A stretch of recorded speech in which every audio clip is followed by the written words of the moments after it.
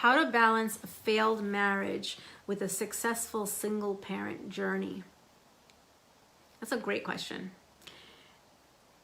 Okay, so number one, seeing a failed marriage, you have to define that for yourself.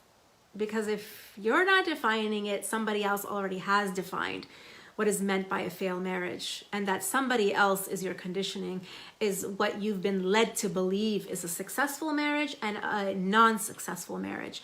And in our cultures, what is led to be believed what a successful marriage is longevity. It's not quality, it's not growth, it's not evolution, it's not creating a stable, safe, secure family, it's not being part of a solution to society, none of that. It's just longevity. That's how it's been described to us, right? So I would ask you first to question and discover, what does failed marriage mean to you? Number one. Number two is, when you talk about failed marriage, how are you relating your marriage being over to your value and to your worth? Are you relating it to your value and your worth? And are you seeing yourself as a failure? And the reason I ask that is because many women do. And working with women, I've seen this over and over and over again, and unpacking that and healing from that.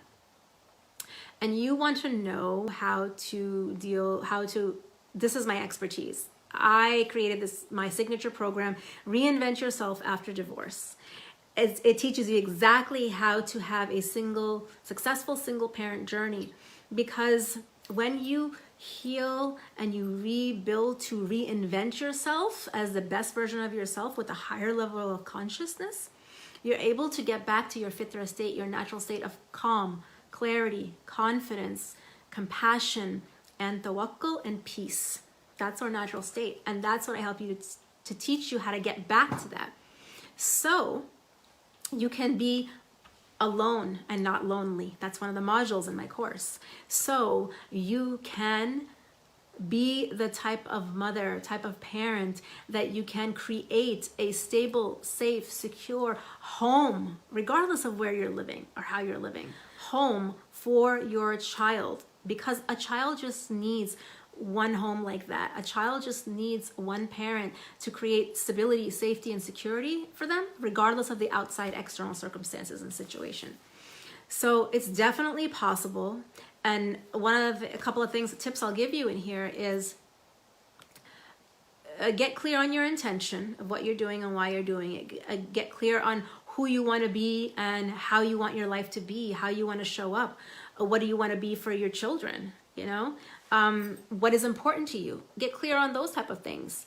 And I think that's a good start on starting that. If you want to know more details on the how-to process that I've curated and in the process that I've created through my own experience and all of my learnings and teachings, let me know, send me a message, and I'll be happy to share more about that on how you can go through that process as well.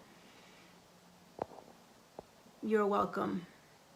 And that will also address, that process will help you address how to deal with the stigma that society has put out there on raising kids alone as a single mother.